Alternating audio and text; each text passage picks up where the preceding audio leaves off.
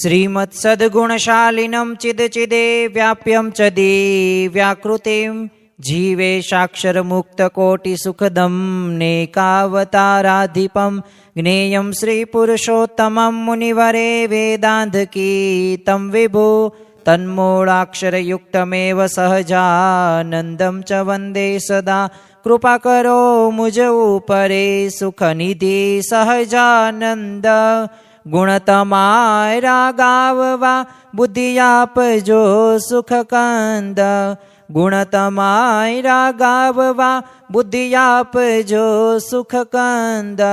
श्री स्वामिनारायण भगवाननी जय, अक्षर पुरुषोत्तम महाराजनी जय, गुणातीतानंद स्वामी महाराजनी जय, प्रमुख स्वामी महाराजनी जय, प्रगट गुरु हरि महंत स्वामी महाराजनी जय, સુરત અક્ષરધામ મહોત્સવની જય। દરેક દિવ્ય હરિભક્તોને જય સ્વામી નારાયણ। કથા પર્વની અંદર આપણે સૌ કોઈ આજે એકત્રિત થયા છીએ, એ મહિમા એ ઉપનિષદ હોય કે પછી એ દરેક શાસ્ત્રની અંદર આ મહિનાને વિશેષ કહ્યો છે। હવે આ મહિનાની અંદર તો સામાન્ય રીતે થોડીક આપણે ભક્તિ કરીએ તો થોડીક ભક્તિનું પણ આપણને ઘણું બધું ફળ પ્રાપ્ત થતું જોવા મળે છે।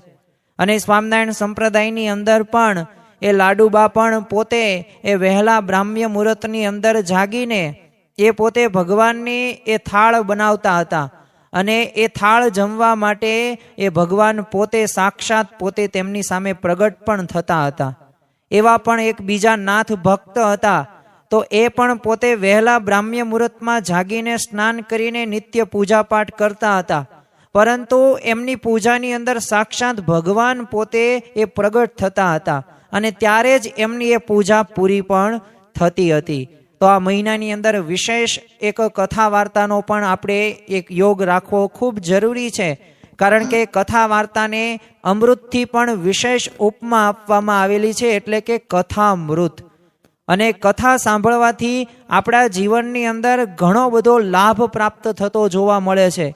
એક આત્માને પરમાત્મા સાથે એક જોડાણ કરવાનો જો કોઈ સેતુ હોય ને તો એ સેતુ આ કથાઓ છે। તો હવે આપણે આ ધનુર્માસ કથા પર્વની અંદર 30 દિવસ દરમિયાન આપણે સ્વામિનારાયણ ભગવાનનું એ જીવન ચરિત્રના એ પ્રસંગો જોવાના છીએ। આમ તો સ્વામિનારાયણ ભગવાન આ પૃથ્વી લોક ઉપર આવ્યા તો એમનો એક સ્પષ્ટ એક ઉદ્દેશ હતો, મુખ્ય લક્ષ્ય હતો કે મારે જીવોનું આત્યંતિક કલ્યાણ કરવું છે।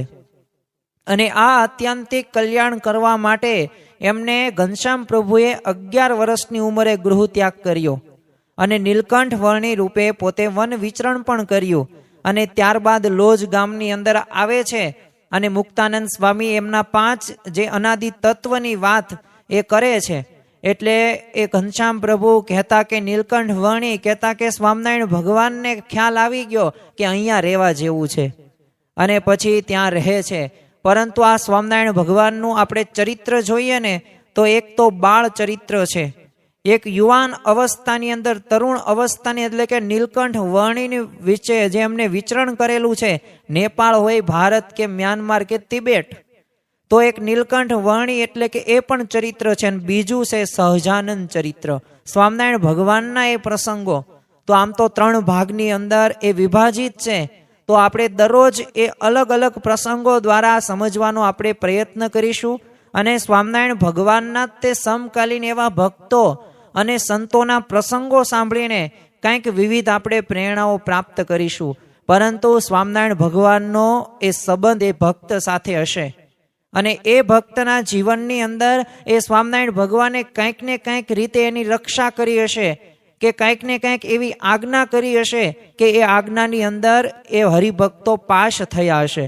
તો એવા આપણે પ્રસંગો જોવાના છીએ। ખરેખર તો જે એકાંતિક ધર્મના જે 4 અંગો છે, એ ધર્મ હોય, જ્ઞાન હોય, ભક્તિ અને વૈરાગ્ય, તો આ 4 અંગોને આપણે સાંકળીને એવા પ્રસંગો જોઈશું કે જેના દ્વારા આપણને સ્વામિનારાયણ ભગવાનમાંથી તો પ્રેરણા પ્રાપ્ત થશે જ તે, પરંતુ સાથે સાથે આપણે ભક્તો છીએ તો આપણે પણ એ ભક્ત પ્રમાણે જેમ એ બધા ભક્તોએ આત્યંતિક કલ્યાણ કર્યું એવી બ્રાહ્મી સ્થિતિને પ્રાપ્ત કરી તો આપણે પણ એ જ માર્ગે ચાલવાનું છે। તો આપણે એમના એ પ્રસંગો શ્રીજી મહારાજ સાથેના જોઈશું. તો આ 30 દિવસ દરમિયાન આપણે આ ધનુર્માસ કથા પર્વનો લાભ આપણે મેળવવાના છીએ.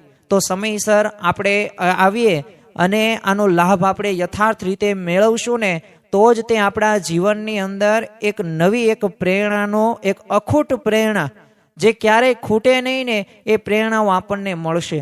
અને આપણને પણ એક સાચા રસ્તે એક આધ્યાત્મિક માર્ગે કેવી રીતે ચાલવું જોઈએ, કેવા આપણા વિચારો, કેવું આપણું કર્મ, એ બધુંય તે આપણને જાણવા મળશે.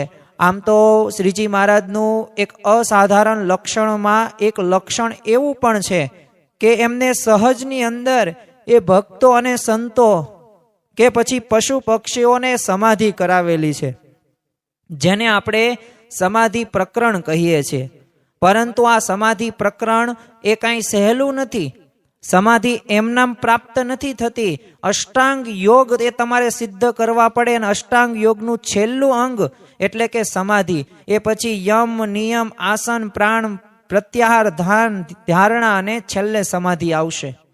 અને આ પણ આસનો બધાય 84 જેટલા આસનો છે. આવા 84 એક આસનમાં 3 કલાક સુધી મટકું માર્યા વગર, શરીરનું હલન ચલન કર્યા વગર એ તમારે કરવું પડે. તો આવું તો યમથી શરૂ થાય, નિયમને બધા એટલા બધા નિયમોનું પાલન કરવાનું આવે, આસન હોય. તો આ બહુ અઘરી વાત છે જે આપણે કરી શકતા નથી. પરંતુ શ્રીજી મહારાજનું અસાધારણ લક્ષણ એક આ છે કે એમને સાહજિક રીતે એમને સમાધિ પ્રકરણ ચલાવેલું છે. અને જો સામે ભક્તોનું પણ એ સમર્પણ આપણને એવું જ જોવા મળે છે. જો શ્રીજી મહારાજે પણ ખાસ વિશેષ વચનામૃતની અંદર વાત કરી છે કે જેને મહાત્મ્ય જ્ઞાને યુક્ત નિશ્ચય હોય ને તો એને ભગવાન અને સંતને અર્થે શું ન થાય. અરે એને અર્થે તો લોક લાજનો ત્યાગ થાય, ધનનો ત્યાગ થાય, સ્ત્રીનો ત્યાગ થાય, અરે વૈભવનો ત્યાગ થાય, આવડતનો ત્યાગ થાય, કળાનો ત્યાગ થાય, અરે માનનો પણ ત્યાગ થાય છે. તો જો આ બધા લક્ષણો આપણે શ્રીજી મહારાજના એ જે સંતો અને પરમહંસોના જીવનની અંદરથી આપણને જોવા મળ્યા છે. મહારાજ જ્યારે ગઢડાની અંદર પોતે મંદિર બંધાવતા હતા, હવે કામકાજ ઉપર પોતે પાછા જાતે દેખરેખ રાખે અને જાતે પોતે એક નમ્ર ભાવે, દાસ ભાવે એ પોતે પાછા કામ પણ કરે અને પથરાઓ બધાય ઉચકે અને સંતો હરિભક્તો પણ બધા એમાં કામ કરે અને સેવા કરે. પણ એ બધાય ભક્તો અને સંતોની વિશેષતા કેવી? તો પોતે આ સેવા તો કરે, કામ તો શરૂ જ હોય, પણ સ્વામિનારાયણ મંત્રનો જાપ પાછો સતત શરૂ જ રાખે. હવે એક દિવસ છે ને ગામડામાંથી એક ખેડૂત છે ને મહારાજના દર્શન કરવા માટે આવે છે. હવે વાતની અંદર મહારાજે એ ખેડૂતને કહ્યું કે હજી કડિયા સુથારને આપણે મજૂરી ચૂકવવાની છે ને થોડા રૂપિયાની જરૂર છે, એટલે સામત પટેલ તમે કંઈ દઈ શકશો? હવે આવો પ્રશ્ન પૂછ્યો ને એટલે સામત પટેલે તરત કીધું કે લઈ આવું મહારાજ. અને બેઠા હતા ને ત્યાંથી પોતે ઉઠે છે અને ગામ ભણી પોતે ઉતાવળે પગલે ચાલવા માંડે છે. અને મનની અંદર તો એ જ ઉમંગ ને એ જ ઉત્સાહ કે મારે એ શ્રીજી મહારાજને રાજી કરવા. આમ તો છે ને ઘણી બધી વખત એમના મનની અંદર એક સંકલ્પ તો થતો જ હતો કે મહારાજ મને કંઈક સેવા આપે અને કંઈક સેવા સોંપે ને તો સારું. એટલે આજે તો એમને થયું કે આ મહારાજે મને આવી સેવા આપી, એટલે મારે છે ને સારામાં સારી રીતે આ સેવા પાર પાડવી છે અને શ્રીજી મહારાજને પ્રસન્ન કરવા છે, રાજી કરવા છે. જો ભક્તના હૃદયની અંદર એ કોઈ પણ ક્રિયા કે સેવા કરે ને એમાં રાજી કરવાનું તાન હોવું જરૂરી છે. કારણ કે આપણે જો રાજી કરવાના વિચારથી કરીએ ને તો ભગવાન અને સંતને અર્થે ખાલી થોડીક આપણે સેવા કરીએ ને, થોડાક જોડાઈએ ને તો ભગવાનને સંત એ સહેજની અંદર પોતે રાજી થતા જોવા મળે છે. પરંતુ આ સામત પટેલના ઘરની અંદર તો કેટલા રૂપિયા હોય? હવે સામાન્ય ખેડૂત હતા એટલે 2, 5, 15 રૂપિયા હતા. એટલે એમને મનની અંદર વિચાર આવ્યો કે જો આ 5, 10, 15 રૂપિયા લઈને હું જાઈશ તો પછી મહારાજને છે ને છેતરવા જેવું થશે. એટલે હવે કરવું શું? એની દ્વિધાની અંદર આ સામત પટેલ હતા. એટલે એને વિચાર આવ્યો કે જો મિલકતો પણ મારી પાસે છે જ, તે ખેતર પણ છે, ઘર પણ છે, હવે આ બધું તે છે ને મહારાજના કામમાં નહીં આવે ને તો ખરેખર બીજે ક્યાં કામમાં આવવાનું છે. એટલે એમના અર્થે જ તે આપણે કરીએ તો આ છે ને ગામમાં આવીને પોતે સામત પટેલ પોતાનું ખેતર વેચી દીધું. તે એમાં થોડીક ઠીક એવી રકમો એમના હાથની અંદર આવી, પણ હજી પોતાને સંતોષ નથી થતો. જો આ ભક્તોનું સમર્પણ કરવાની ભાવના હોય ને તો એમને અંતરદ્રષ્ટિ આપોઆપ થઈ જાય છે. અને પછી તો એમને નક્કી કર્યું કે હવે આપણી જે ખેતર છે ને એ ખેતર વેચ દેવું છે.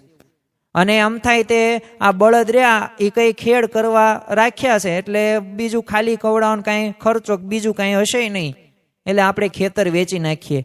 એટલે પોતે આ ખેતર વેચી નાખે છે અને એમાંથી પૈસા પ્રાપ્ત કરે છે. પછી ઓલા સામત પટેલને ઓલા છે ને 4 બળદ હતા ને તો એને વેચી દીધા. અને પછી એમાંથી રૂપિયા થોડા વધ્યા તો પાછું કીધું કે આ ખેતર નથી, બળદ નથી, આ હળ ને લાકડું શું કામનું, અને ગાડું શું કામનું, અને આ બળદ વિના ગાડું શું ખેંચવાનો છું. એટલે પોતે તો મનોમન પોતે જોરથી આમ વિચાર કરતા કરતા હસીને પોતે કીધું કે મારામાં કંઈ અક્કલ જ નથી, જે ચીજનો ખપ નથી ને એ રાખીને મારે કરવાનું શું. એટલે સામત પટેલ ગાડું વેચી દીધું, હળ લાકડું વેચી દીધું અને રૂપિયાનો ઢગલો પછી તો ઠીક થયો. કારણ કે જેટલું હતું ને એ બધું એમને વેચી નાખ્યું, ખેતર વેચી નાખ્યું, જમીન વેચી નાખી, અરે એમના જે બળદો હતા એ તે વેચી નાખ્યું, અને સાથે સાથે ગાડું અને હળ લાકડું બધું વેચીને પૈસા ભેગા થયા. અને પછી તોય તે એમને શું લાગ્યું કે હજી થોડુંક છે ને થોડુંક અપૂર્ણતા લાગે છે. હજી જે રીતે મારે પૈસા એમને દેવા છે ને મહારાજને એ રીતે હજી આમાં થયા નથી, હજી એટલો ઢગલો બરોબર થયો નથી. એટલે આમ સામત પટેલ છે ને ચારેય બાજુ આમ નજર કરીને તો આંગણાની અંદર એ બાંધેલી ભેંસો દેખાય. એટલે સામત પટેલે મનની અંદર વિચાર કર્યો કે આ તો રહી જ ગઈ છે, જો ખેતરે નથી, ખેડે નથી, હવે આ ભેંસોને કડપ ક્યાંથી આણી દેવાની છે, અને કોઈકના ઘરે આપણે કડપ થોડું માગવા જવાનું છે. એટલે આવી રીતે હસીને પાછો એને એમ કીધું કે લે હું તો મૂરખ છું, કડબ માગવા તે કોઈને ઘેર ખઈ જવાતું હશે તો શું કરવાની, લાવો ભેંસો વેચી દઈએ, એટલે આપણે મહારાજની સેવા યથાર્થ રીતે થઈ શકશે. તો આ વિચાર સાથે સામત પટેલે 4 ભેંસો વેચી દીધી અને આ બધું વેચીને 4000 રૂપિયા થયા. હવે જો પછી એને શું કીધું, હા હવે બરાબર રૂપિયા થયા, હવે મહારાજ આનાથી પ્રસન્ન થશે. અને આ સામત પટેલે તો એક કોથળો લીધો અને કોથળાની અંદર જેટલા પૈસા ભેગા થયેલા હતા 4000 રૂપિયા કોથળામાં પૂરી નાખી દીધા. અને પોતે ગઢડા એ મહારાજ પાસે આવે છે અને આખો કોથળો એ મહારાજના ચરણની અંદર મૂકી દીધો. એટલે મહારાજે પ્રશ્ન પૂછ્યો કે આ શું છે આ બધું. તે સામત પટેલે છે ને હાથ જોડીને કીધું કે મહારાજ આ રૂપિયા છે, મારી આટલી તમે સેવા સ્વીકારો. તે મહારાજે કીધું મેં તો તમને થોડા રૂપિયાને પૂછ્યું હતું, તો આટલા બધા લાવવાનું નહોતું મેં કીધું, કેમ આટલા બધા રૂપિયા લાવ્યા. તે સામત પટેલે કીધું કે આ થોડા જ છે મહારાજ, ખાલી 4000 છે, કઈ વધારે નથી. તે સામત પટેલે આવી રીતે વાત કરીને એટલે મહારાજે કીધું 4000 પણ આટલા બધા રૂપિયા તમે આમ એકદમ અચાનક લાવ્યા ક્યાંથી.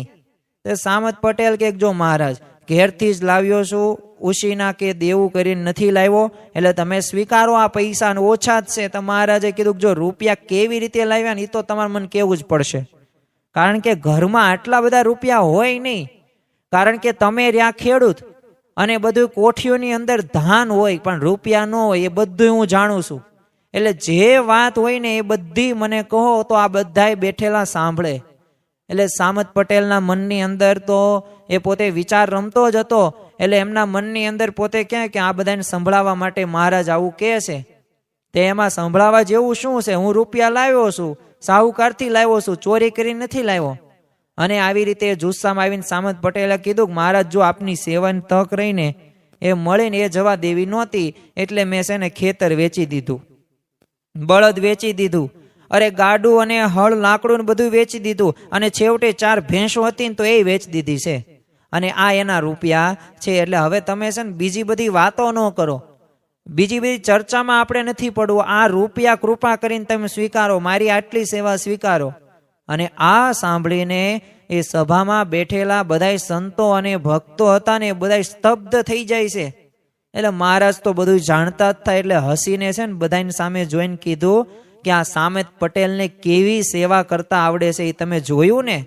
અને પછી મુક્તાનંદ સ્વામી સામે જોઈને કીધું કે સ્વામી, આ કહો તો સામત પટેલથી અક્ષરધામ કેટલું છેટું?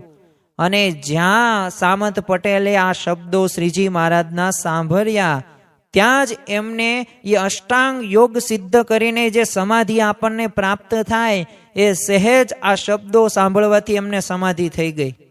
અને સમાધિની અંદર એમણે મહારાજના અક્ષરધામના અને મહારાજના એમના દર્શન કર્યા.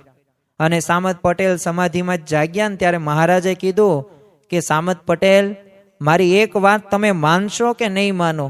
ત્યારે સામત પટેલે કીધું કે મહારાજ, તમે જે આજ્ઞા કરો એ હું માનીશ જ, તે તમે આજ્ઞા કરો. એટલે મહારાજે કીધું કે જો હું તમને એ આજ્ઞા કરું છું, તમે જે આ કોથળો રૂપિયા ભરીને લાવ્યા છો ને 4,000, એમાંથી 1,000 અહીંયા રાખો, બાકીના તમે ઘરે લઈ જાઓ અને ખેતર ને હળ ને બળદ બધી ખરીદી કરો અને જેમ કામ ધંધો કરતા હતા ને એમ કરો અને સુખી થાવ. પછી તો સામત પટેલે એ આજ્ઞા પોતે શિર સાટે પાળે છે અને એ રીતે 3,000 રૂપિયા પાછા લેવા પડ્યા. પરંતુ જો અહીં મહારાજની એક કુશળ વ્યવહાર બુદ્ધિ તમે જો કે શ્રીજી મહારાજ કે આ સત્પુરુષ એ ખરેખર આપણો વ્યવહાર પણ ધ્યાન રાખે છે. એ વ્યવહારુ બુદ્ધિ પ્રમાણે પોતે જોવે છે. અને આ બધું જોઈને એ સભાજનોની અંદર સંતો ભક્તોએ એ પોતે ધન્ય ધન્યનો પણ પોકાર કરે છે અને મહારાજની જય પણ બોલાવે છે. તો જો આ ભક્તોના જીવનની અંદર આવું સમર્પણની ભાવના હતી, જો આવી સમર્પણની ભાવના આપણે પણ રાખીએ ને તો ખરેખર ભગવાન અને સંત રાજી થતા જોવા મળે છે. જો આપણું એક જ નિશાન છે કે મારે ભગવાન અને સંતને રાજી કરવા છે, તો આ નિશાન સાથે, આ ધ્યેય સાથે, આ સંકલ્પ સાથે એ જો આપણે એ આગે કદમ કરીએ ને, આગે કૂચ કરીએ ને, તો ભગવાન અને સંત રાજી થાય જ છે. પરંતુ આવો ભાવ હોવો જરૂરી છે. ભાવ વગર ગમે એટલી સેવા કરો એ લેખે લાગતી નથી, પણ અલ્પ સેવા કરો પણ એ ભાવનાથી કરો ને તો ભગવાન એમાં ખૂબ રાજી થાય છે. અને જો શ્રીજી મહારાજે ને આપણે રાજી કરવાનો આપણે મહિમા એ હોવો ખૂબ જરૂરી છે. આપણે એક જ કામ કરવાનું, જો આ લોકની અંદર આવ્યા છીએ તો આપણે બધી પ્રકારની જવાબદારી નિભાવવાની જ છે અને નિભાવી જ જોઈએ. પરંતુ સાથે સાથે મુખ્ય જે જવાબદારી આપણી છે ને એ શ્રીજી મહારાજ અને સંતને, સત્પુરુષને રાજી કરવાની છે. અને સંતની સેવાનો પણ આપણે મહિમા રાખવાનો છે. સંબંધનો મહિમા રાખવો ખૂબ જરૂરી છે. કેવા મને ભક્તો મળ્યા, કેવા મને સંતો મળ્યા, કેવા મને સત્પુરુષ મળ્યા, કેવા મને શાસ્ત્ર મળ્યા, આ પ્રકારની જો મહિમા હશે ને, જો મહિમાની અંદર આપણે કહી શકીએ ને તો ઉકા ખાચરને આ તકે આપણે યાદ કરવા જોઈએ. આમ તો મહારાજ ગરડા મધ્યે એકવાર છે ને સભા ભરીને બેઠા હતા અને ત્યાં જ મહારાજે વાત કરતા કીધું કે જો ભગવાને છે ને ભાગવતની અંદર કીધું છે કે હું સત્સંગે કરીને જેવો વશ થાવ છું ને એવો બીજા કશાથી થતો નથી. એટલે હું તો આ સત્સંગીની સભાને અધિક જાણું છું અને બધાય હરિભક્તોને અતિશય પ્રકાશયુક્ત દેખું છું. અને એમાં જો લગાર પણ મિથ્યા કહેતો હોય ને તો આ સંત સભાના સમ છે. હવે આ સભાની અંદર છે ને એ એક ખૂણે ઉકા ખાચર પણ બેઠેલા હતા અને આ મહારાજના શબ્દોને અંતરની અંદર ધારતા હતા. પરંતુ આ મહારાજના શબ્દોને એમને હૈયે એટલે બધે ઉતરી ગયા ને એમને ત્યારે જ મનોમન સંકલ્પ કરી નાખ્યો કે આપણે તો છે ને સંતો ભક્તોની જ સેવા કરવી છે, બીજી કાંઈ કડાકૂટની અંદર, માથાકૂટની અંદર પડવું નથી. હવે આ ઉકા ખાચરને આવો સંકલ્પ થયો. હવે એમની પત્ની પણ પોતે આવી જ ભાવનાવાળા હતા. એટલે આ ઉકા ખાચરે એમની ધર્મપત્નીને વાત કરી કે આપણે તો છે ને હરિભક્તો અને સંતોની જ સેવા કરવી છે. એટલે બંને મળીને સંત હરિભક્તોની સેવા કરવાનું નક્કી કરી નાખ્યું. તો બોલો, વહેલી સવારે મહારાજ અને સંતો છે નદીએ શૌચ વિધિ, સ્નાન વિધિ માટે જતા.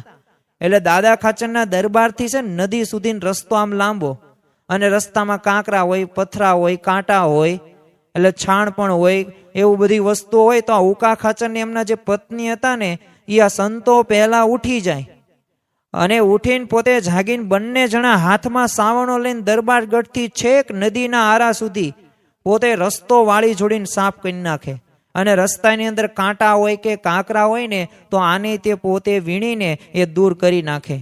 એટલે સંતો જાગે ને એ પહેલાં તો આમ વહેલું તેઓ આ કામ પૂરું કરી નાખે, એટલે જેથી આ કોણ કરે છે ને એની કોઈને ખબર ન પડે. અને પાછા ઉકા ખાચર ને એમના ધર્મપત્ની કોઈને વાત ન કરે. હવે આવું તો રોજ ચાલ્યા કરે.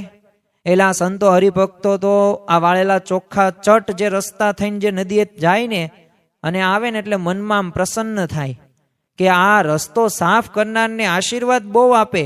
પણ એમને ખબર નહીં કે આ ઉકા ખાચર અને એમના ધર્મપત્ની આ દરરોજ વહેલા કાર્ય કરે છે. પણ વાત છુપી ક્યાં લગી રહે, એ તો ખબર પડી જ જાય ને.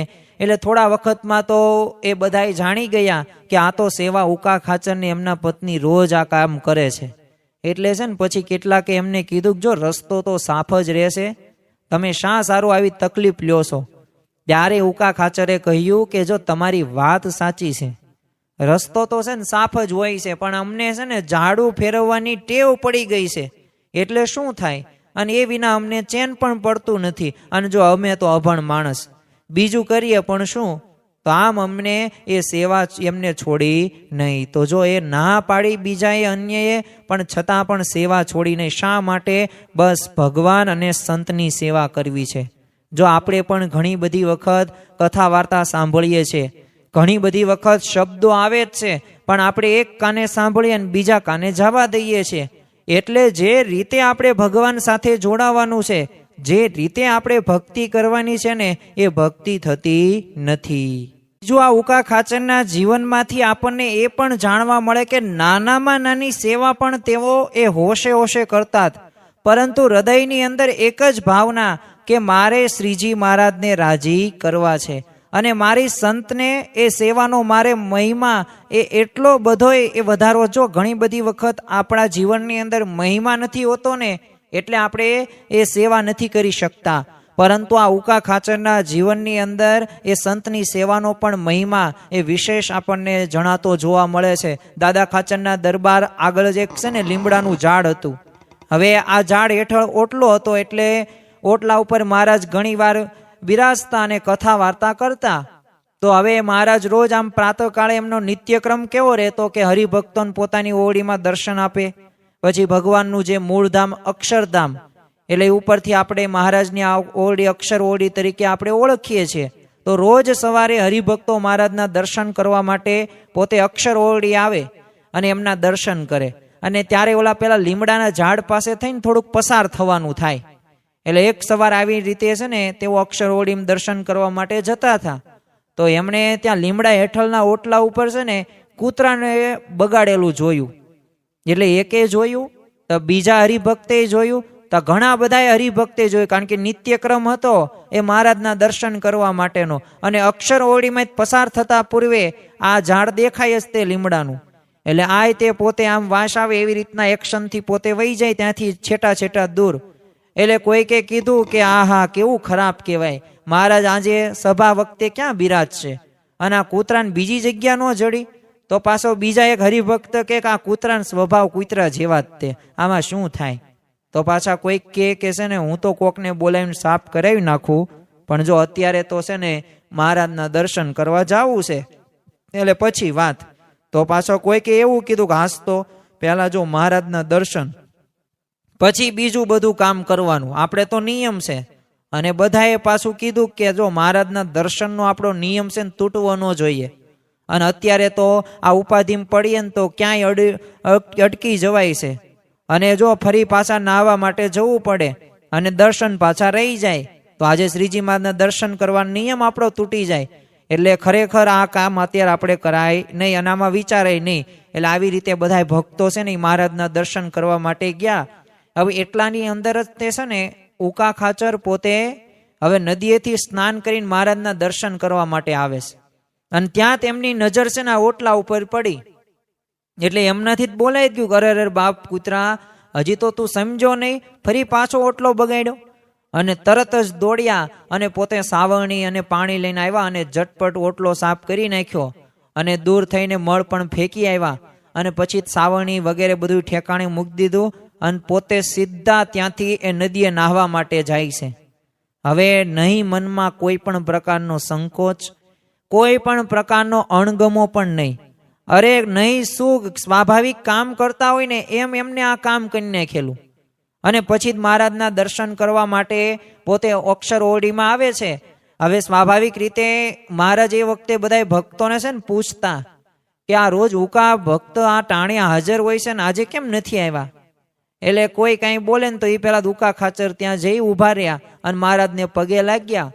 તે મહારાજ તો એમને જોયા ને પગે પડતા એટલે એમને ઉધરાત લઈ લીધા કે ભગત રોજ તો સમયસર આવો છો, તો આટલા બધા મોડા કેમ આવો છો? અને આજે કેમ મોડું થયું? આળસી ગયા છો કે પછી સૂર્યવંશી થઈ ગયા છો? આવી રીતે મહારાજે ટોન માર્યો. જો ભગવાન તો બધું જાણતા જ થા, પણ બીજા બધાય ભક્તોને પણ પ્રેરણા પ્રાપ્ત થાય ને એ માટે એ એવું બોલ્યા. એટલે ઉકા ખાચર તો કાંઈ બોલતા નથી, પણ એક ભક્તથી છે ને રહેવાયનું નહીં, એટલે પોતે છે ને બોલી ઉઠે. જો આ કામ કરીએ અને પછી કામ આપણે કોઈને કહીએ નહીં ને, આ એક ઉત્કૃષ્ટ એક વિચાર ભાવના છે.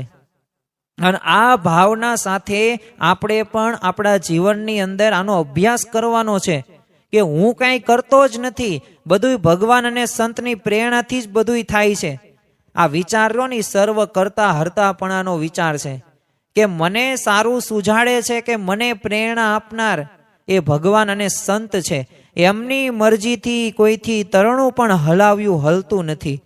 જો આ ભાવના રાખવામાં જ્યારે આવશે ને, આ વિચારોની અખંડ સુખી રહેવા માટેનો આ વિચાર છે. એટલે ઉકા ખાચર તો પોતાનું જે કાર્ય કર્યું હતું, કેમ મોડું થયું એનું કાંઈ કીધું જ નહીં, પણ આ બીજા ભક્તે કીધું કે મહારાજ આ ઉકા ભક્ત નિયમ ચૂકે તો થઈ રહ્યું. તો મહારાજ કીધું તમે શી વાત કરો છો? બધી માંડીને વાત કરો. એટલે ભક્તે બધી જે વાત હતી ને એ બધી વાત કરી અને પછી કહી દીધું કે જો અમે બધા ભક્તો છે ને દર્શન વિધિ પત્યા પછી કોકને બોલાવીને સાફ કરવાની યોજના કરતા હતા ને, તો આ ઉકા ભક્ત હતો તો પોતે જ કામ કરી નાખ્યું. અને આ સાંભળીને શ્રીજી મહારાજ પ્રસન્ન પણ થઈ ગયા અને પોતે ઊભા થઈને ઉકા ખાચરને ભેટી પડે છે. અને પછી બધાય સભાજનોને સંબોધીને બોલ્યા કે આનું નામ ભક્તિ, આનું નામ સેવા. આ ઉકા ખાચરને કોઈએ કહ્યું નથી ને કે તમે આ કરો. ઉકા ખાચરે કોઈને પૂછ્યું નથી હું આ કરું કે ન કરું. એમને જો એમની જાતે સેવા શોધી લીધી, એવી કે સંતની સેવા કર્યાનું એમને જો વ્યસન પડ્યું છે. એ ઉકા ખાચરની પેઠે જો ભગવાન અને ભગવાનના સંતની સેવા કર્યાનું જેને વ્યસન પડે ને, તો એ વિના એક ક્ષણ માત્ર પણ એનાથી એ રહેવાય નહીં. અને એના અંતરની એ તમામ મલિન વાસનાઓનો પણ એ નાશ થઈ જાય છે. તો જો આપણે પણ આવી રીતે સેવા કરવાની છે.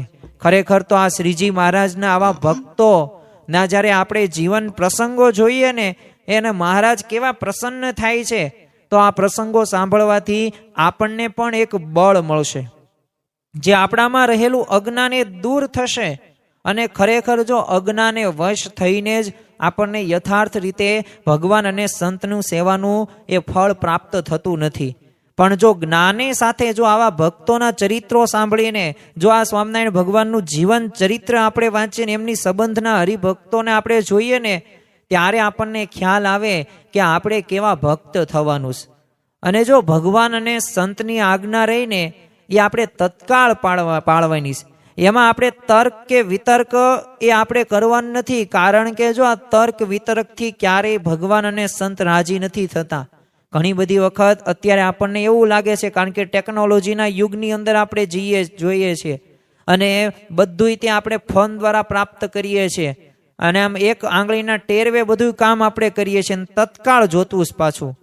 પણ આ ટેકનોલોજીના યુગની અંદર જીવીએ છીએ તો પણ સાથે સાથે ભગવાન અને સંતની આજ્ઞાનું પણ અહીંથી વિશેષ આપણે પાલન કરવાનું છે.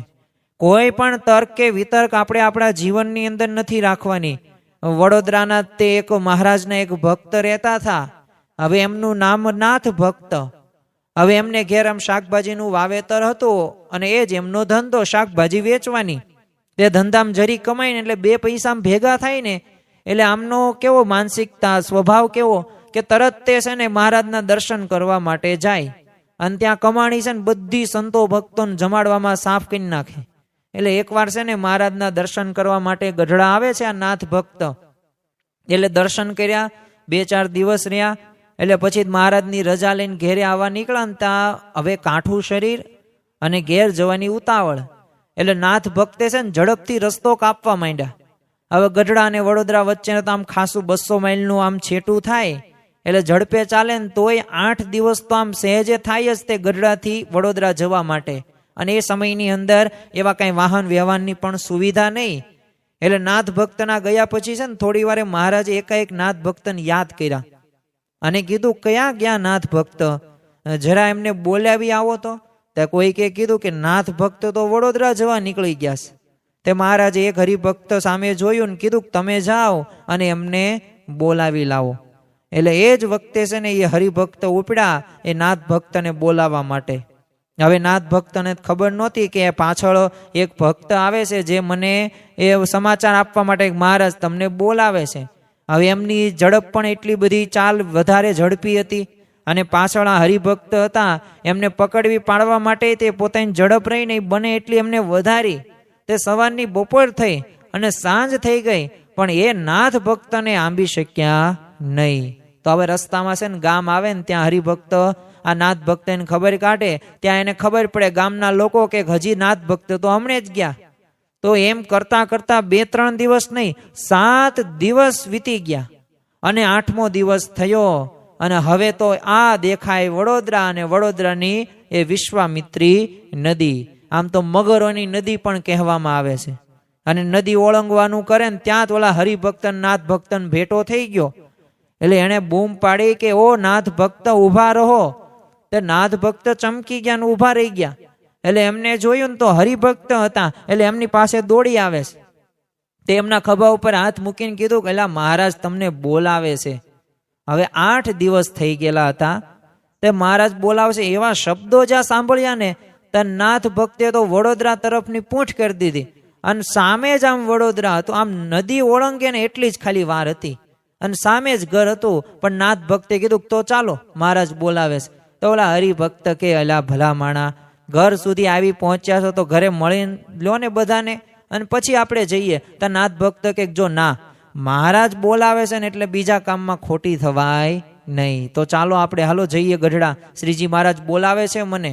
અને એ જ વખતે હરિભક્તે એ લઈને એ નાથ ભક્ત પાછા ફરી ગયા અને ગઢડા બાજુ પોતે આવે છે. 8 દિવસનો રસ્તો કાપીને પાછા ગઢડા આવે છે અને મહારાજને પ્રણામ કરીને એમની પાસે બેઠા. હવે વિચાર કરો કે વચમાં 16 દિવસ વીતી ગયા. 8 દિવસ ગઢડાથી વડોદરાના, વડોદરાથી પાછા રિટર્ન થયા એ બે ભક્ત ગઢડા સુધી, તો પાછા 8 દિવસ થયા. તો 16 દિવસ થઈ ગયા. એટલે મહારાજને તો બધું સરસ ચૂક થઈ ગયેલું હતું. એટલે એમને નાથ ભક્તને કીધું કે એટલે આટલામાં કેમ પાછા કેમ આવ્યા? હરિભક્તે બધી વાત કરી. હવે એ સાંભળીને છે ને મહારાજ તો હસે છે, પરંતુ એ હાસ્ય હતું ને એ કોઈ મશ્કરીનું નહોતું, પરંતુ એ હાસ્ય એમનું પ્રસન્નતાનું હતું. જો ભગવાન અને સંતને પ્રસન્ન કરવા હોય ને તો આપણી તર્ક ને બુદ્ધિ આપણે સાઈડમાં જ રાખવી જોઈએ. યોગીજી મહારાજ તો કહેતા કે બુદ્ધિને છે ને તાળા મારી દેવાની. જ્યારે સમાગમ કરવા માટે જઈએ ને અને સમાગમ કરવા માટે જઈએ અને જો બુદ્ધિને તાળા ન માર્યા હોય ને તો આપણને એ વિશ્વાસ પૂરેપૂરો આવતો નથી. જે રીતે પ્રીતિ થવાની હોય ને એ રીતે પ્રીતિ નથી થતી. એટલે મહારાજે તા નાથ ભક્તને ખભો થાબડીને કીધું કે બહુ સરસ, પણ નાથ ભક્ત તમારે ઘરે જઈને તો કઈ આવું થયું ને પછી અવાય ને. તો નાથ ભક્તે શું કીધું કે આપની આજ્ઞા પાળવામાં એટલો વિલંબ થાય ને, હવે ખાલી 5-10 મિનિટ થાય. પણ છતાં જો આ નાથ ભક્તે પોતે આ રીતે એમની વિચારધારા એમને બતાવી, એમને એ આજ્ઞા પાળવાની તત્પરતા બતાવી અને પાછું એ પણ કીધું કે જો તમારે આજ્ઞા મળતા હું તો આપના દર્શન કાજે એવો અધીરો થઈ ગયો હતો ને કે એ સિવાય બીજું બધું મારે મન બધું તુચ્છ બની ગયું. હવે મહારાજે છે ને અહીંયા તો વાત પૂરી નથી થતી. નાથ ભક્તને તો આ બધું એમની પાસેથી જાણ્યું, પણ ઓલા હરિભક્તને પૂછ્યું અરે ભાઈ તમે ક્યાં ભૂલ્યા? 1-2 કલાકમાં નાથ ભક્ત ન મળે તો પાછા ફરી જવું હતું ને. હવે એમની પાછળ તમે વડોદરા લગી દોડવાની શું જરૂર હતી? ત્યારે હરિભક્તે હાથ જોડીને શું કીધું કે મહારાજ આપની આજ્ઞા હતી કે નાથ ભક્તને બોલાવી લાવવાની, પછી હું ખાલી હાથે કેમ પાછો આવી શકું? તો મહારાજ હસે છે અને બધાય સભામાં બેઠેલા બધાય હરિભક્તોને કહે છે તમે વિચાર તો કરો મારા ભક્તો કેવા ભોળા છે. તો જો આવા હતા એ સમયના હરિભક્તો, અત્યારે પણ આવા ભક્તોના આપણને દર્શન થાય છે. ખરેખર તો છે ને મહારાજની આજ્ઞા રહીને એ જ એમને મન એકમાત્ર હયાતી ધરાવતી મહત્વની ચીજ વસ્તુ હતી. અને આપણને જ્યારે એ રવિ સત્સંગ સભા હોય કે ધનુર્માસની જ્યારે કથા સાંભળવાની થાય કે કથા વાર્તા સાંભળીશું ને ત્યારે આપણને હું બધુંય લોકની વસ્તુઓ યાદ આવે, પણ ભગવાનનો મહિમા યથાર્થ રીતે આપણને જો માનવામાં નથી આવ્યો તો જ આ પ્રશ્ન થાય. બાકી જો યથાર્થ રીતે એ જો મહિમા સાંભળવામાં આવે અને મહિમા આપણે સાંભળ્યો હોય ને એ રીતે જાણ્યો હોય ને તો આપણને ખરેખર એ આપણને ગમશે. આવા જ તે ગઢપુરના તે હવે દાદા ખાચર એટલે કોણ? માળાના મણકાની અંદર જેને મેરુની ઉપમા આપવામાં આવેલી છે. અને આ મેરુ આપણે જે આંખે અડાડીએ પાપણીએ તો આ મેરુ એટલે કે ભક્તરાજ દાદા ખાચર. અને ગઢપુર જોતા શ્રીજી સાંભળે, પણ એ આપણને ગઢપુર જોઈએ ને શ્રીજી મહારાજ યાદ આવે, પણ શ્રીજી મહારાજ ત્યાં એમનામ નથી રહ્યા. ત્યાં એવા ભક્તરાજ દાદા ખાચર રહેતા હતા. અને આ દાદા ખાચરે તને મને ધને સમર્પણ કરી નાખેલું. એવો એક પણ સ્વભાવ નહોતો રાખ્યો કે જે મહારાજને ન ગમતો હોય. પાછા એમને તો એવી રીતે કરેલું, પણ સાથે એ બધા એમના પરિવારના સભ્યોએ તે આ પ્રકારનો સ્વભાવ એકય નહોત રાખેલા. એમને એવી ખપ અને મુમુક્ષુતા હતી, ભગવાનને રાજી કરવાની એમની એક ઈચ્છાઓ હતી કે બસ મારે તો શ્રીજી મહારાજને જ રાજી કરવા છે. હવે આમ તો એ મહારાજ ગઢડાની અંદર એ દાદા ખાચરમાં પોતે અતિથિ થઈને રહ્યા અને ગઢડા જ મહારાજનું આ મુખ્ય મથક આપણે ગણી શકીએ. એટલે વચનામૃતો વાંચીએ ને તો સૌથી વધુ આપણને વચનામૃતો ગઢડાના મળે. ગઢડા પ્રથમ, ગઢડા મધ્ય, ગઢડા અંત્યના. પણ એ તીર્થનો મહિમા એમને પ્રાપ્ત કેમ થયો? કારણ કે એવા દાદા ખાચરનું જીવન પણ હતું. એકવાર છે ને દાદા ખાચર પોતે આમ હજામત કરાવવા બેઠેલા હતા. હવે આ હજામત એટલે કેવું? તો માથું છે ને આખું મુંડાવાનું અને વચમાં થોડીક ચોટલી ફરફરતી આમ રાખવાની. હવે આજે તો આવી કોઈ હજામત કોઈ કરાવે નહીં, પરંતુ એ સમયની અંદર આવી રીતે હજામત ચાલતી હતી. તે હજામે તો અડધું માથું મૂંડ્યું. તો કોઈ કે છે ને આમ દાદા ખાચરના આમ સ્વાભાવિક રીતે કીધું કે મહારાજ તમને યાદ કરે છે. હવે જ્યાં આવા શબ્દો સાંભળ્યા ને તો દાદા ખાચર તો અડધી હજામતે પોતે ઊભા થઈ જઈશ. વિચાર તો કરો કે માથા ઉપર પોતે લુગડાનો એક કકડો વીંટાળીને એ મહારાજ પાસે હાજર થયા. હવે આપણને કોઈક આવી સેવા કરવાની થાય, આપણને મંદિરની અંદર એ કથા શ્રવણ કરવા માટે જવાનું થાય અને આપણે આવી પરિસ્થિતિની અંદર પ્રથમ તો છે ને આપણે કપડાં પણ જો થોડાક ન વ્યવસ્થિત હોય ને તો આપણે જતા નથી. અરે આપણી પાસે ગાડીની વ્યવસ્થા ન હોય ને તો આપણે મંદિરે નથી જતા. બોલો, આપણી આવી માનસિકતા છે. પરંતુ આવી અડધી હજામતે પણ એ દાદા ખાચરે પોતે શ્રીજી મહારાજ પાસે જાય છે અને ઊભા રહેશે. અને બીજું કે આવો વિચિત્ર વેશ જોઈને પછી મહારાજે કીધું કે લા ક્યાંથી આવો છો? તો જવાબમાં ખબર પડી કે આ તો અડધી હજામતમાં ઉઠીને આવ્યા છે. તે મહારાજે કીધું કે દાદા ભક્ત, હજામત તો પૂરી થવા દેવી હતી ને પછી આવવાનું હતું. ત્યાં હજામતમાંથી ઉઠીને આવજો જાઓ, અને અત્યારે નહોતું આવવાનું. ત્યાં ઓલા શું કીધું કે હજામત જો પછી થાય, પણ તમારી આજ્ઞા પાળવામાં છે ને મોડું થાય ને એ ન ચાલે, એ મને પોસાય નહીં. અને આ સમજણ એ દાદા ખાચરની જોઈને શ્રીજી મહારાજ પ્રસન્ન થઈ જાય અને કહે છે કે મારા ભક્તો કેવા ભોળા છે. અને ખરેખર જો ભક્તો છે ને ભોળા જ છે. એમના દિલ સાફ આપણને જોવા મળ્યા છે. એમાં ક્યાંય ગ્રંથિ નથી, આંટી ઘૂંટી નથી. અને આંટી ઘૂંટી રહીને બુદ્ધિની સાથે એમને એ જોડાયેલી છે. એ બુદ્ધિના ધમ પછાડા એટલે આંટી ઘૂંટી. કારણ કે મહારાજના ભક્તો એવા ધમ પછાડા દૂર જ છે કે જે ગંગાજળ જેવા નિર્મળ છે, સ્ફટિક જેવા સ્વસ્થ છે. એટલે તો મહારાજ કહે છે ને કે મારા ભક્તો કેવા છે? ભોળા છે. આવા તો ઘણા બધા ચરિત્રો છે કે જેના ઉપરથી આપણને ખ્યાલ આવે કે ભક્તો પણ આટલા દયાળુ અને આવા સ્વભાવના તો જોવા મળે છે. પરંતુ સાથે સાથે એ ભગવાન પણ આપણને છે ને આપણી પાસે એક વિનંતી કરે છે, પ્રાર્થના કરે છે. જો આપણને ભગવાન પ્રાર્થના કરે તો કંઈક વિશિષ્ટ પ્રાર્થના કરતા હશે, પરંતુ એ શું કહે છે કે અમારા ઉપર દયા રાખજો. પણ કેમ આવું કીધું? જો ભગવાન તો કેવા છે? ભક્ત વત્સલ છે, દયાળુ છે. પણ એ આપણને સામે કેમ કહે છે? તો આપણે થોડાક પ્રસંગો જોઈએ જેથી આપણને ખ્યાલ આવે તો એકવાર છે ને મહારાજ ભુજની અંદર વિરાજમાન હતા. તો ત્યારે કેટલાક હરિભક્તો છે ને એમના દર્શન કરવા માટે આવ્યા અને થોડા દિવસ ત્યાં રોકાણા, સમયા ઉત્સવની અંદર લાભ લીધો અને કથા વાર્તાનો પણ સમાગમ કર્યો. એટલે હવે બધા હરિભક્તોએ નક્કી કર્યું કે હવે આપણે પાછા ભુજની અંદર જઈએ. એટલે હરિભક્તો બધા મહારાજની રજા લેવા માટે જાય છે. એટલે રજા લેતા છે ને બધા હાથ જોડીને પ્રાર્થના કરી કે મહારાજ અમારા ઉપર છે ને દયા રાખજો. તો મહારાજે આ સાંભળ્યું ને તો સામે કીધું કે તમે પણ અમારા ઉપર દયા રાખજો. તો હરિભક્તોએ ત્યારે તો કોઈએ કંઈ પ્રશ્ન ન પૂછ્યો, એટલે હરિભક્તો ત્યાંથી પોતે ભુજ તરફ રવાના થાય છે.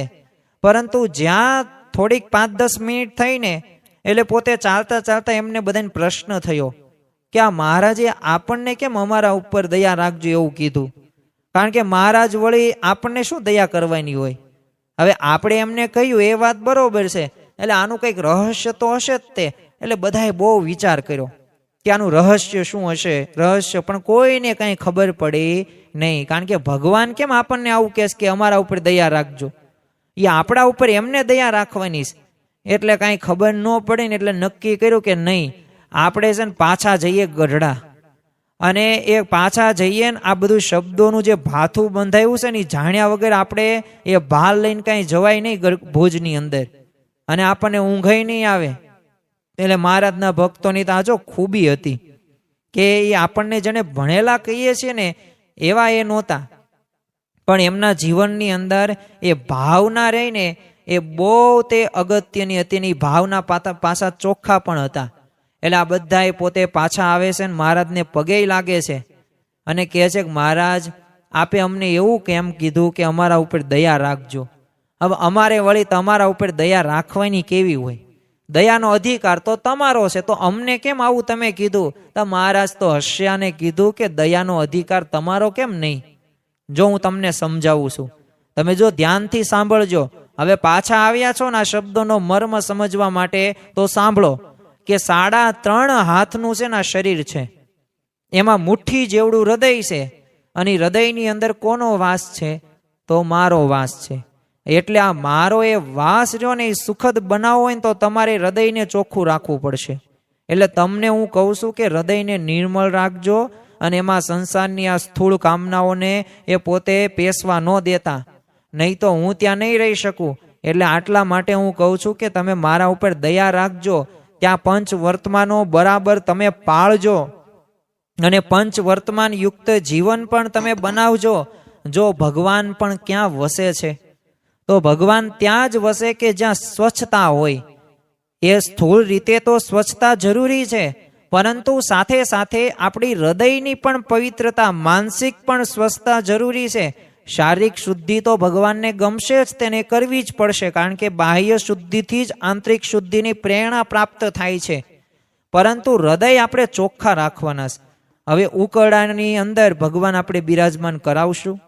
નહીં કરાવીએ. સ્વાભાવિક રીતે એમની માટે તો આસન હોય, સારી જગ્યા હોય, સ્થાનક હોય. તો એમાં હૃદયની અંદર ભગવાન ક્યારે વાસ કરીને રહે? તો જ્યારે આપણું પવિત્ર હૃદય હોય. તમે જો રામાયણની અંદર એ હનુમાનજીને 9 લખો હાર આપવામાં આવે છે સીતા માતા દ્વારા, પરંતુ આ હનુમાનજી પોતે સભાની વચ્ચે જ તે એ જે હારના જે મોતી હતા, 9 લખો હાર હતો, અને એ પોતે દાંતની અંદર આમ પોતે ભાંગે, પછી મોતીમાં જોવે અને ઘા કરીને નાખી દે. હવે સીતા માતા કે આ કેમ આવું કૃત્ય કરે છે? આને મહિમા નહીં ખબર હોય આ હારનો? એટલે એમની પાસે જાય છે અને કહે છે તું કેમ આવી રીતે કરે છે? આ તો મેં તને ભેટમાં આપ્યો છું, તારી આ સેવા ભાવનાથી હું રાજી થઈ છું. હનુમાનજીએ શું કીધું કે જેમાં મારા રામ ન હોય ને એનું મારે કાંઈ કામ નથી. એટલે સીતા માતા કે એવું? તો પછી તો તારા હૃદયની અંદર ને તારા અંદરની અંદર એ રામ તો હશે જ તે ને? અને ત્યારે હનુમાનજીએ કીધું છે જ તે. અને ત્યારે એ હૃદય પોતે 2 હાથ વડે એ શરીર એ ફાડે છે, અને એમાંથી રામ, લક્ષ્મણ, સીતા એમના દર્શન એ સભાજનોને અને સીતા માતાને થાય છે. તો જો એ આપણને ખ્યાલ છે આ પ્રસંગ, તો જો એમ ભગવાન હૃદયની અંદર ત્યારે જ વસે છે કે જ્યારે આપણું નિર્મળ અને પવિત્ર હૃદય હોય. અને એટલે જ તે શ્રીજી મહારાજે અહીંયા અમને વાત કરી. અને આ શબ્દો માત્ર ભુજના ભક્તોને કહેવા ખાતર નથી, એમને લાગુ નથી પડતા, પરંતુ આપણને સૌ કોઈ ભક્ત સમુદાયને લાગુ પડે છે. જો આ ધનુર્માસ કથા પર્વનો એક મુખ્ય ઉદ્દેશ આ સ્વામિનારાયણ એ ચરિત્ર તો આપણે જોવાનું જ છે, પરંતુ આ ચરિત્રોની અંદર કંઈક ને કંઈક આપણને શીખવા મળશે. કંઈક આધ્યાત્મિક માર્ગે આપણે આગળ વધી શકીએ ને એના માટેનો મુખ્ય હેતુ છે. તો આ મુખ્ય હેતુને આપણે ચરિતાર્થ કરવાનો છે, અને આ ચરિતાર્થ થશે ને તો જ આપણને ભગવાન અને સંત જેવું એ જે આનંદ એ લે છે ને એ આનંદ આપણે લેશું. એ જે રીતે અખંડ શાશ્વત સુખને અનુભવે છે ને એવો અનુભવ આપણે પણ કરી શકીશું. એટલે ખરેખર આપણે ભગવાન ઉપર દયા આવી રીતે રાખવાની છે. અને જો તત્કાળ પૂરતા એ કહેતા નથી, પણ આપણને સદા કાળ માટે એ પોતે કહેતા હોય ને એવું આપણને લાગે. અને હજી ભક્તના હૃદયની અંદર બિરાજમાન મહારાજ પણ કહે છે કે મારા ઉપર દયા રાખજો. અને સંસારની, કારણ કે આ સ્થૂળ કામનાઓ રહીને એ હૃદયમાં આપણે જો બેસવા નહીં દઈએ ને તો જ ભગવાન રહેશે. અને જો હરિભક્તોના જીવનની અંદર આ કામનાઓનો કેવો પ્રચંડ પોતે પુરુષાર્થ એમના હૃદયની અંદર આપ જોવા મળતો હતો. થોડાક આપણે દ્રષ્ટાંતો લઈને આજનું આ ધનુર્માસ કથા પર્વ એ આપણે પૂરું કરીએ, પરંતુ આ દ્રષ્ટાંતો પણ આપણા જીવનની અંદર એક કંઈક પ્રેરણા આપશે. કંઈક સુખરૂપ રીતે આપણે ભગવાનનું ભજન કરી શકીશું, કંઈક એવા વિચારો સાથે આપણે આગળ વધી શકીશું. એકવાર છે ને ગઢડામાં, હવે મહારાજ પોતે પ્રાતઃ વિધિ કરવામાં છે ને રોકાણા હતા, અને ત્યાં કેટલાક બ્રાહ્મણો આવ્યા. એટલે બ્રાહ્મણોને જોઈને તો મહારાજે કીધું કે તેમને છે ને દક્ષિણા દઈને સત્કાર કરો. પણ બ્રાહ્મણોએ કીધું કે અમે દક્ષિણા લેવા નથી આવ્યા, અમે તો અમારા ઘરનું માણસ પાછું લેવા માટે આવ્યા છીએ. એટલે મહારાજે કીધું કે એવું કોણ છે કે તમે અહીંયાથી પાછું લેવા આવ્યા છો ને મને તેવો કંઈ ખ્યાલ નથી. તે એક બ્રાહ્મણે કીધું કે જો આ મારા છે ને ભાઈની પત્ની આ ઘર છોડીને અહીંયા આવી છે, અને આપના સત્સંગની બહેનો ભેગી રહેશે, અને એને અમારી સાથે પાછી મોકલો. તે મહારાજે આ બાઈને બોલાવીને કીધું તું તારે ઘર પાછી જા, આ તો લેવા આવ્યા તને. તો બાઈએ સાંભળી કીધું કે જો મહારાજ, મને શા સારું તમે ઘેર મોકલો છો, મારા હૃદયમાં સંસારની કોઈ પણ કામના નથી, કોઈ પણ ઈચ્છા નથી. છેલ્લા 12 મહિનાથી તો હું સાધ્વીની પેઠે રહું જ છું. તો મહારાજે પૂછ્યું કે તારા મનમાં સંસારની શું કોઈ પણ વાસના નથી, કોઈ પણ કામના નથી, ઈચ્છા નથી? જો આ જ્યારે આપણને પ્રશ્ન પૂછવામાં આવે ને ત્યારે આપણી પાસે અનંત ઈચ્છાઓ છે, અનંત અપેક્ષાઓ છે, પરંતુ આ બાઈએ તો 2 ધડક કહી દીધું કે ના મહારાજ, કોઈ પણ કામના નથી. અને ત્યારે મહારાજે કીધું તો કાંઈ વાંધો નહીં, ભગવાન તારું રક્ષણ કરશે, તું થોડીક પણ ચિંતા ન કરતી. અને આ બાઈએ તો પોતે કીધું કે નહીં કરું, બસ તમારી આજ્ઞાથી હું કોઈ પણ પ્રકારની ચિંતા નહીં કરું. અને પોતાનો જે મુકામ હતો ત્યાં પોતે ગઈ, અને જેવી ગઈ અને એકાએક એને એવો ભારે તાવમાં પોતે એ પટકાઈ ગઈ. થોડીક કલાકોની અંદર એ તાવથી પોતે એવી તરફડવા લાગીને કે એની આવી અવસ્થાને એ મહારાજને ખબર પછી આપવામાં આવ્યા ને એટલે મહારાજ તો દોડતા દોડતા ત્યાં પહોંચે છે, અને મહારાજના દર્શન કરીને એ બાઈએ તે જ ક્ષણે એ પ્રાણ ત્યજી દીધો. અને બાઈને તેડી જવા આવેલા જે બધા માણસો હતા ને આ બધું દ્રશ્ય જોઈને પોતે સ્તબ્ધ થઈ ગયા. હવે મહારાજે એમને બાઈનો નિર્જીવ દેહ બતાવીને કીધો લો આ તમારો ભાગ, તમે લઈ જાઓ, અમારો અમે લઈ લીધો છે. એટલે બ્રાહ્મણોએ તે બાઈનો અગ્નિ સંસ્કાર કરીને પછી ચાલ્યા ગયા. તો જો જીવ પ્રભુને એક સમર્પિત થઈ ગયો ને એ દેહ અગ્નિને થઈ ગયો. તો જે હૃદયમાં એક વાર જો મહારાજનું આસન પડ્યું હોય ને ત્યાં બીજું આપણે આસન પડી જ કેમ શકે. એટલે તો મહારાજ કહે છે કે અમારા ઉપર દયા રાખજો, અને આ પ્રકારની એક આપણે અપેક્ષા સહિત, એક કામના સહિત આપણે છે ને એક રહિત કરવાનું કાર્ય એ બધું હશે ને આપણા ઈચ્છાઓ અને અપેક્ષાઓ, તો આપણને ભગવાન ભજવાનું પણ ક્યારેય સુખ નહીં આવે. અને જો ઘણા બધા ભક્તોના જીવનની અંદર આ જ પ્રશ્ન છે, ઘણા બધા વર્ષોથી એ સત્સંગ કરતા હોય, રવિ સત્સંગ સભા પણ ભરતા હોય, રવિ સભા પણ ભરતા હોય, પણ જે રીતે લાભ થવાનો હોય ને એનો લાભ કેમ નથી થતો? કારણ કે આપણા હૃદયની અંદર એ પ્રકારની બધી વાસનાઓ છે, આસક્તિઓ છે, સ્વભાવો છે, અને આ સ્વભાવો રહ્યાને એ આપણને ક્યારેય સુખી કરતા નથી. બીજો તે ગુણભાવી એવો ભક્ત હતો જેનું નામ છે ને અભયરામ હતું. હવે એ મહારાજના દર્શન એને થયા ને એટલે જેટલી વૃત્તિઓ હતી ને એ મહારાજ તરફ ખેંચાઈ ગઈ. એટલે હવે આટલો બધો પોતે પ્રભાવિત થઈ ગયો મહારાજના દર્શનથી, એટલે સ્વાભાવિક રીતે ઘરે જઈને પોતાની માને કીધું કે માં મેં આજે છે ને ભગવાનના દર્શન કર્યા. હવે માં એ વખતે કાંઈ બોલી નહીં, એટલે દીકરો તો ફરી ફરી મહારાજના દર્શન કરવા માટે દરરોજ જવા લાગ્યો અને ફરી ફરી માને દરરોજ કે માં મેં આજે છે ને ભગવાનના દર્શન કર્યા. તો હવે છે ને થોડાક દિવસ બાદ આવી રીતે ચાલ્યું ને એટલે માં બોલી કે અભેરામ કાં તો છે ને તારા મહારાજના ને ભગવાન નથી, અને અગર એ જો ભગવાન હોય ને તો એના વિશે તારા દિલમાં પૂરી ખાતરી નથી, કારણ કે એ સિવાય ભગવાનને છોડીને તું ઘેર પાછો આવે ને એવું બને જ કેમ, એ મને પ્રશ્ન થાય. એટલે ખરેખર એ ભગવાન નહીં જ હોય, કાં તારે દિલમાં પૂરી ખાતરી નથી. અને આ સાંભળીને તો અભેરામ તો પોતે આમ સડક થઈ ગયો. અને થોડા દિવસ પછી એને ફરી વડતાલ જવાનું થયું, એટલે ત્યારે એણે છે ને માને કહ્યું જો માં તુંય જોડે ચાલ ભગવાનના દર્શન કરવા માટે.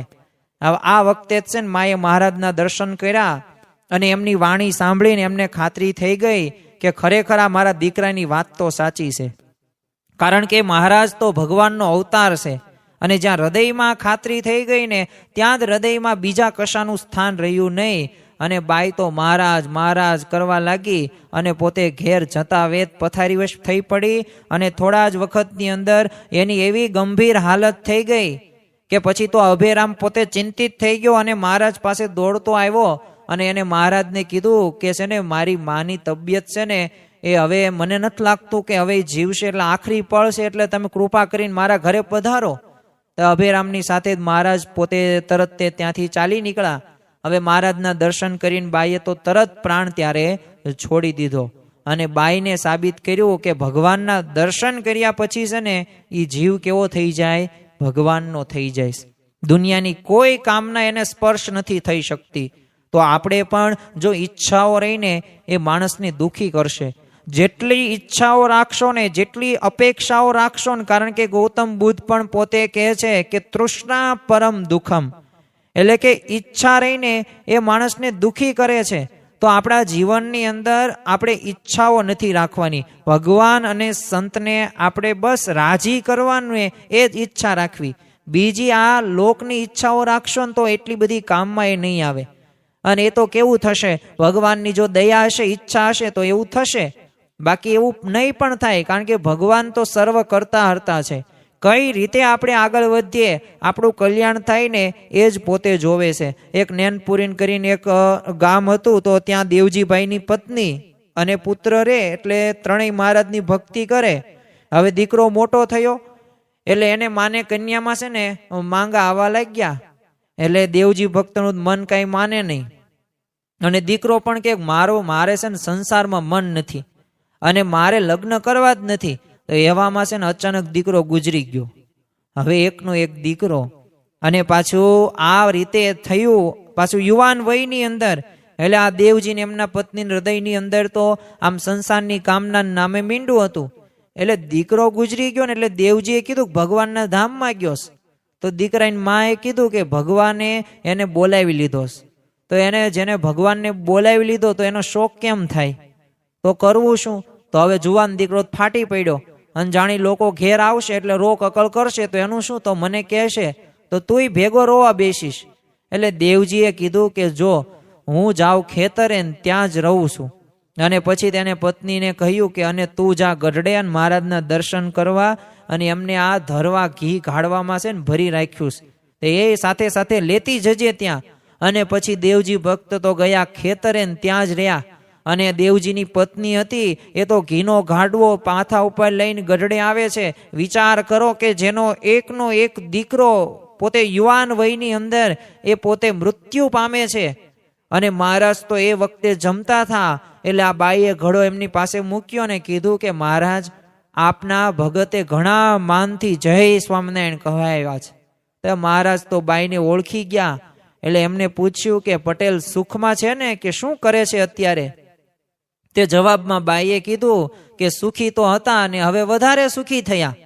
હવે આવા શબ્દો ઉચ્ચારવા એટલે જો આ સાંખ્યની સમજણ હોય ને તો જ શક્ય છે. આ યથાર્થ રીતે જ્યારે ભગવાનની ઓળખાણ થાય ને ત્યારે જ આવા શબ્દો નીકળે. અને હજુ આ કોઈ બ્રેન વોશ કરવાના શબ્દો નથી કે આપણને રમાડવાના શબ્દો નથી. ખરેખર આવા ભક્તોના જીવન ચરિત્રો છે. એટલે મહારાજે આવું સાંભળ્યું એટલે કીધું એ કઈ રીતે, થોડીક વાત તો કરો. તો બાઈએ કીધું જો મહારાજ, તમારા ભક્તને એક દીકરો હતો, પૂરો જુવાન, એટલે એને લીધે અમને થોડીક ચિંતા રહેતી કે આ સંસાર વળગશે કે શું, પણ હવે આપે એ દીકરાને ધામમાં તેડાવી લીધો એટલે હવે પટેલ વધુ સુખિયા થઈ ગયા.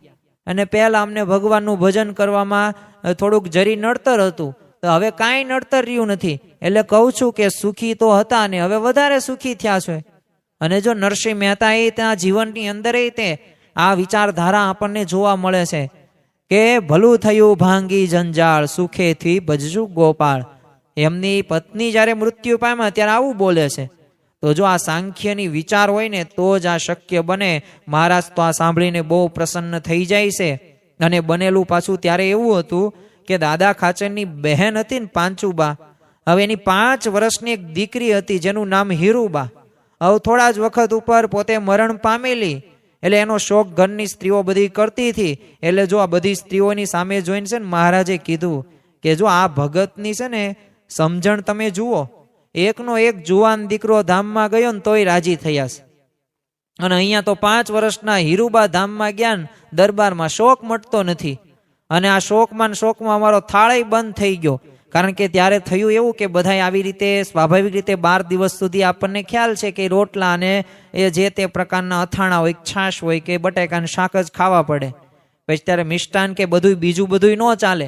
એટલે પછી તો મહારાજે વાત કરી અને જે ખાડવામાંથી તે જે લાવ્યા હતા એ દેવજી પટેલની પત્ની એ થોડુંક ઘી લીધું અને રોટલા ઉપર લગાડ્યું અને એની પ્રસાદી મુક્તાનંદ સ્વામી બીજા બધા ત્યાં હાજર હતા એમને આપી. અને આ પ્રસંગથી, આ ઘટનાથી એ બધોય શોક ટળી ગયો અને બધાય મનોમન દેવજી પટેલ અને એમના જે પત્ની હતા એમને પગે પણ પોતે લાગે છે. તો જો આ ભક્તોના જીવનની અંદર આવી સમજણ હતી. વડોદરાના તે આ નાથ ભક્તની સમજણ તે એમને તો આનાથી આગળ વધી જાય એવી છે. હવે પ્રભુદાસ નામનો એમનો દીકરો હતો. હવે દીકરો પણ બાપ જેવો જ ભક્ત. હવે એને સમાધિ થતી તો હવે સમાધિની અંદર એ મહારાજના દર્શન થાય અને મહારાજ એને અક્ષરધામમાં ખારેક ને સાકર ને એ બધી પ્રસાદી આપે ને તો આ સમાધિમાં જ જ્યારે એ આ પ્રભુદાસ પોતે આમ જાગે ને એટલે તરત હાથમાં જ પ્રસાદી બધી નીકળતી. અને આવો હરિભક્ત અને એનો દીકરો એટલે 16 વર્ષની કાચી વયે પોતે ગુજરી જાય છે. એટલે નાથ ભક્ત તો કીધું જો દીકરો તો ભગવાનના ધામમાં ગયો છે, એટલે એ તો આનંદની વાત કહેવાય. તો એમાં કાંઈ શોખ કંઈ કરવાનો આવે નહીં. એટલે એ દિવસે છે ને એમને બધાને ગામમાં સાકર વહેંચી અને લોકોએ પણ વાત કરી કે અરે ભગત, તમારું તો કાંઈ ચસકી ગયું છે કે શું? કારણ કે આ તમારા લીધે એ આ એક પ્રકારનું એક નો આવું કરાય, સાકર નો વેચાય, આમાં તમારો દીકરો એકનો એક પોતે મૃત્યુ પામ્યો છે ને. તો ઓલા દેવ આ ભક્ત કે ના ના, દીકરો ધામમાં ગયો છે. એટલે એ આનંદની વાત કહેવાય. એટલે ગામમાં મારે સાકર વેચવી જ છે. તો આવી રીતે વાત કરીને તોય તે એમને કીધું જો પહેલા છે ને મારું ચસકેલું હતું અને હવે ઠેકાણે છે. તો જો આવા હતા એ ભગવાનના હરિભક્તો, એમના હૃદયરાને ભગવાનથી ભરેલા. એ સંસારની જેટલી પણ કામના હોય ને એમનો પડછાયો પણ એમને પહોંચ્યો નથી, એ પડછાયો પણ લાગ્યો નથી. તો જો આવી રીતે આપણે પણ એ સમજણ સાથે જો ભજન ભક્તિ કરવામાં આવશે ને તો ખરેખર ભગવાન અને સંત તો જો રાજી થવા માટે જ બેઠા છે. તો હવે આપણે એમને રાજી કરવાના છે. અને છેલ્લો એક પ્રસંગ કહીને આજનું આપણું ધનુર્માસ કથા પર્વ પૂરું કરીએ. આપણે અત્યારે દેવજી ભક્તનો અને જે નાથ ભક્તનો પ્રસંગ જોયો ને, ઉત્તરાયણના પર્વતભાઈ થઈ ગયા, જે આમ તો માળાના મણકાની અંદર એમનું સ્થાન આવે છે. અને એવા પાછા પર્વતભાઈ સમજણવાળા પણ એટલા ઉત્કૃષ્ટ હતા. હવે એકવાર છે ને પર્વતભાઈનો દીકરો માંદો પડે છે. હવે હાલત બહુ ગંભીર થઈ ગઈ. તો એવામાં છે ને મહારાજનો સંદેશો આવ્યો અને કે તમે મળવા આવી જજો. એટલે આમ ફળ દઈને પર્વતભાઈ છે ને એ પોતે એ ત્યાં ઊભા થયા અને ત્યાં જાય છે ને ત્યાં જ તે માયારામ ભટ્ટે કીધું, પર્વતભાઈ આ છોકરાને છે ને આમ મૂકીને ક્યાં તમે ચાલ્યા જાવ છો? પર્વતભાઈએ તો છે ને દ્રઢતાથી કીધું, હવે જો છોકરો તો માંદો અને પાછી ગંભીર હાલત હતી, પણ જ્યાં સંદેશો આવ્યો એટલે એમને કહી દીધું જો મહારાજ ગરડા બોલાવે છે એટલે હવે એવા વખતે કઈ બીજો વિચાર કઈ કરવાનો ન હોય. અને એમ કહીને પોતે એ ગરડા માટે એ જાય છે. અને હજી તો આમ સીમમાં આમ ખેતરો વટાવ્યા નહીં, ત્યાં જ પાછળ માણસો દોડતા આવ્યા અને એમને ખબર આપવા આવ્યા કે આ દીકરાને છે ને દેહ મૂકી દીધો છે એટલે તમે આવો. તે પર્વતભાઈએ છે ને લુગડા ઉતારી દીધા અને માથે ફાળિયું વીંટાળી દીધું અને કીધું જો તમે દીકરાને અગ્નિ સંસ્કાર કરી લેજો, હું પાછો નહીં આવી શકું. અને રસ્તામાં એણે નાહી લીધું અને એમ ગઢડા પોતે આવે છે અને મહારાજને પગે લાગે છે. ત્યાં મહારાજ તો અંતર્યામી પણ બધું જાણતા જ હતા. એટલે મહારાજે એમને પહેલો જ પ્રશ્ન પૂછ્યો કે દીકરાને સુવાણ થઈ? તે પર્વતભાઈએ જવાબમાં શું કીધું? બહુ જ સુવાણ થઈ ગઈ, હવે તો એને હળ હાંકવું નહીં પડે, ધામમાં મજા કરશે. તો આ બધું સાંભળીને બધા જે સભામાં બેઠેલા બધા સ્તબ્ધ થઈ ગયા. તો મહારાજે કીધું કે પર્વતભાઈ, દીકરો મર્યો તો એનો શોક તમને નથી થતો? તો પર્વતભાઈએ શું જવાબ આપ્યો? જો આ જવાબ રહ્યો ને એક સમજણ દર્શાવે છે. આ એક જવાબ રહ્યો ને એ મહાત્મ્ય જ્ઞાન યુક્ત નિશ્ચય દર્શાવે છે. આ જવાબ રહ્યો ને એ આપણને એમનું સમર્પણ, એ પાકી નિષ્ઠા આપણને દર્શાવે છે. તો આ એક જવાબ રહ્યો ને એ સાંખ્ય વિચાર દર્શાવે છે. અને પર્વતભાઈએ કીધું કે જો ખાટલાનો પાયો રહ્યો ને એ ભાંગ્યો હોય ને તો શોક થાય, કેમ કે સુથારની ગરજ પડે, પણ આ તો ધામમાં ગયો છે. તો જો મહારાજનું એ સુખ એમના મનની અંદર એટલું બધું વસેલું હતું ને કે દુઃખ એમને દુઃખ લાગ્યું જ નહીં. તો જો ભગવાન વિના એ બીજા કોઈને કર્યું એ કોઈ પણ પ્રકારે નથી થતું અને એમની મરજીથી જ બધું થાય છે. આ મનની અંદર એમને નક્કી કરીને રાખેલું હતું. એટલે જ તેવો એવો સંકલ્પ પણ કદી નહીં થાય કે ભગવાન જો મને અમુક રીતે રાખે તો જ હું સુખી થાવ, અમુક રીતે નહીં રાખે તો હું દુઃખી થાવ. આજે સુખ દુઃખ જય પરાજય એ જે સ્થિરતા નથી રહેતી ને એનું કારણ છે આપણે હજી ભગવાનને યથાર્થ ઓળખાણ નથી થઈ. જે રીતે આપણે સમજવાના છે ને એ રીતે આપણે સમજ્યા નથી. હજી કંઈક કાચું પાકું ચાલે છે, કંઈક રોલમ અને પોલ ચાલે છે. એટલે આપણને જે એ રીતે કેફ આવવો પડે ને એ રીતે નથી આવતો. તો જો અહીંયા એક શૂળીએ ચડાવે ને તોય ભગવાન મુકાવે એવો સંકલ્પ નહીં થાય જો આવી દ્રઢતા હશે ને તો. અને મહારાજનું વચન છે કે રાજાના કુંવરને છે ને એ ખરેખર મરાય નહીં. એમ ભગવાનના ભક્તને કાળ કર્મ કે માયા પણ પીડી શકતી નથી. તો આપણે ભગવાનના આશરે છીએ અને આ ભગવાનના સ્વામિનારાયણ ભગવાનના ચરિત્રો આપણે સાંભળીએ ને અને સાથે એમના સંલગ્ન જે ભક્તો રહ્યા એ ભક્તોના પ્રસંગો આપણે હજી પણ ઘનશ્યામ ચરિત્રના પણ પ્રસંગો આપણે સાંભળવાના છીએ. અને કેવું શ્રીજી મહારાજે બાળપણની અંદર પણ એમને લીલાઓ કરેલી છે એ પણ જોશું. સાથે સાથે એ નીલકંઠ વર્ણી રૂપે વન વિચરણ કર્યું તો એમાં પણ ઘણું બધું એમને કલ્યાણની ભાવના સાથે કરેલું છે. અને સાથે સાથે એવી સેવા ભક્તિ પણ કરેલી છે. તો એના પણ પ્રસંગો આપણે આગામી સમયની અંદર જોવાના છીએ. તો આજના દિવસે આપણે મહારાજ સ્વામીના ચરણોમાં પ્રાર્થના કરીએ કે જેમ આ સ્વામિનારાયણ ભગવાનના જે ભક્તો હતા એમના જીવનની અંદર જે સમજણ હતી અને જે રીતે એમને વાસના રહિત એમને જે કાર્ય કરેલું ભગવાન સાથે જોડાયેલા છે એવી રીતે આપણે પણ જોડાઈ શકીએ એ જ આજના દિવસે પ્રાર્થના. શ્રી સ્વામિનારાયણ ભગવાનની જય. સ્વામિનારાયણ નારાયણ નારાયણ સ્વામિનારાયણ નારાયણ નારાયણ સ્વામિનારાયણ સ્વામિનારાયણ સ્વામિનારાયણ સ્વામિનારાયણ સ્વામિનારાયણ નારાયણ નારાયણ સ્વામિનારાયણ નારાયણ નારાયણ. શ્રી સ્વામિનારાયણ ભગવાનની જય. આવા જ આધ્યાત્મિક પ્રવચનો સાંભળવા માટે અમારી ચેનલને લાઈક કરો, શેર કરો અને સબસ્ક્રાઇબ કરવાનું ભૂલતા નહીં.